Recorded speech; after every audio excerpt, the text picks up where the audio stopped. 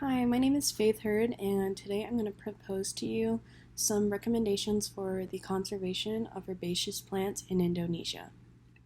So I'm going to start by giving a little background on herbaceous plants. Herbaceous plants are usually smaller, flowering plants that contain little to no woody parts above the roots.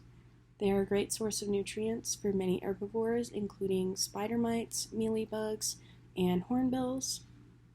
And there are around 40,000 species of flowering plants in Indonesia, including Rafflesia arnoldi, this top one right here, also known as the stinking corpse lily because it allegedly has the smell of a rotting corpse, and it is also the largest single flowering plant in the world.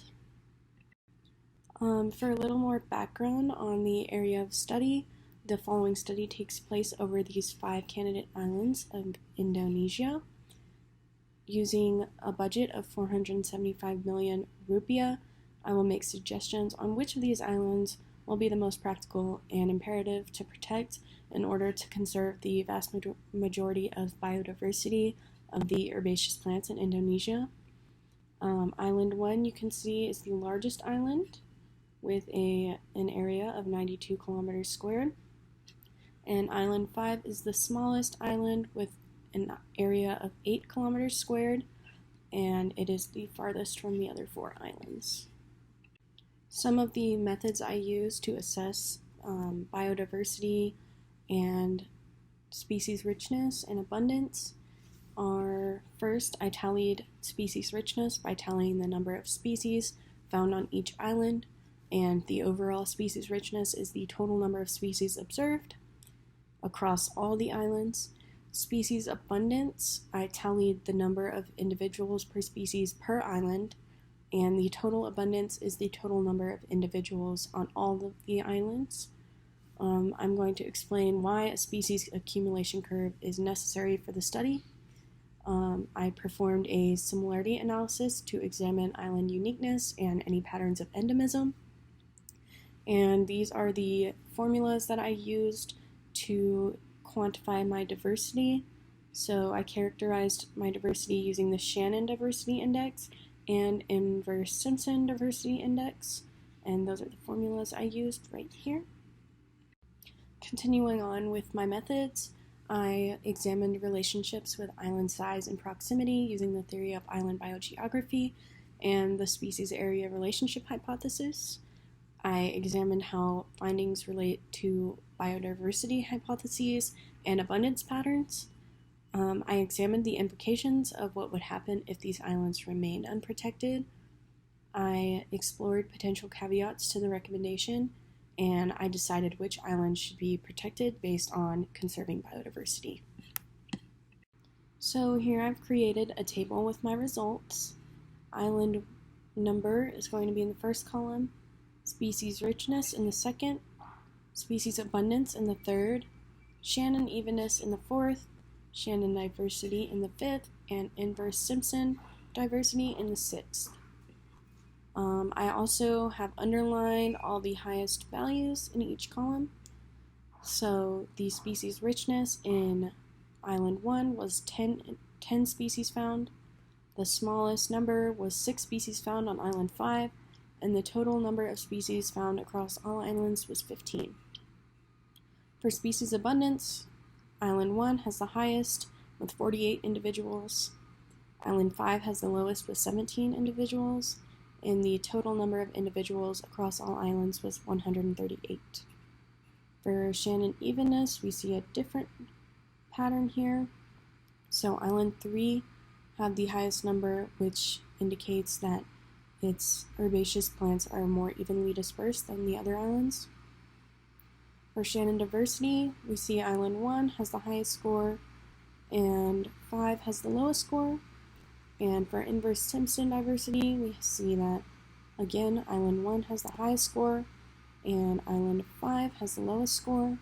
So these two indices actually backed each other up, and we can see that Island 1 is the most diverse, and Island 5 is the least diverse. I was able to observe the species area relationship hypothesis in this set of data. So it states that the largest island should have the highest species richness value. And this upheld, we could see the largest island, or island 1, has the highest species richness value, and the smallest island, or island 5, has the lowest species richness value and the smallest area.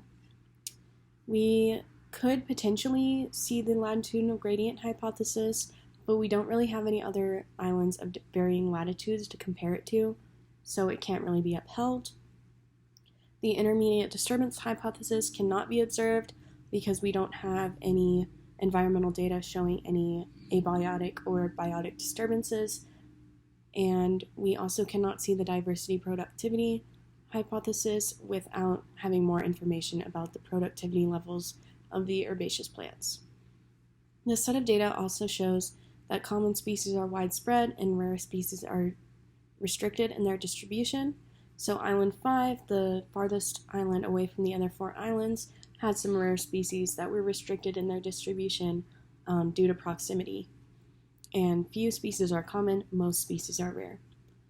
Finally, since no environmental measurements were made, we couldn't really assess competition, herbivory, and species resistance and resilience to disturbance, so that could potentially interfere with the study. I also used R to analyze some data, and I created a species accumulation curve and also a distance matrix. So this exact method, species accumulation curve, the shaded area shows our confidence interval, and we can see that it's not perfectly accurate. However, the curve is approaching an asymptote right here, so we can still compare these islands pretty accurately. To assess uniqueness and any endemism, I used this distance matrix, and we can see the largest numbers occur between Island 5 and the other islands, and that indicates that Island 5 is the most dissimilar, or it's the least similar, to the other islands, so it does have some species that don't occur on the other islands. I can also assess the theory of island biogeography in this set of data, so as I already mentioned before, the largest island does have the highest species richness value, and also Island 5, how it's so far away from the other islands, it has that proximity value, so not many species are going to be able to get there, and also the species on that island aren't going to be able to disperse to the other 4 islands, which also could attribute to this dissimilarity down here. I would also be interested in seeing the spatial modeling of the island to see if there's any potential edge effects or patch matrix effects on the island, but unfortunately I wasn't able to get that far into this project. And finally, after analyzing all my data, performing diversity metrics, and using R, these are the islands I would recommend protecting in order to protect all 15 species in the initial dataset.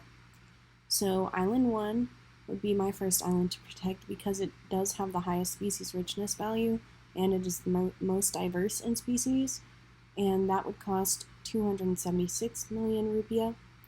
Island 3 has the most evenly dispersed populations and it's the second most diverse island, so I would protect that. That would be 120 million rupiah. And then also Island 5, even though it's the smallest and the farthest away, it does contain those endemic species that are not found on the other islands, and that would cost 24 million rupiah.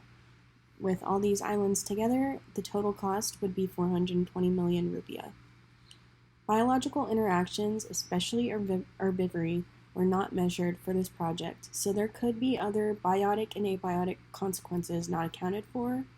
However, I still have that 55 million rupiah left, so this could go towards some additional protective measures. Here are my references, and my photos were taken from iNaturalist and Dr. Nancy McIntyre. Thank you so much for listening to my presentation.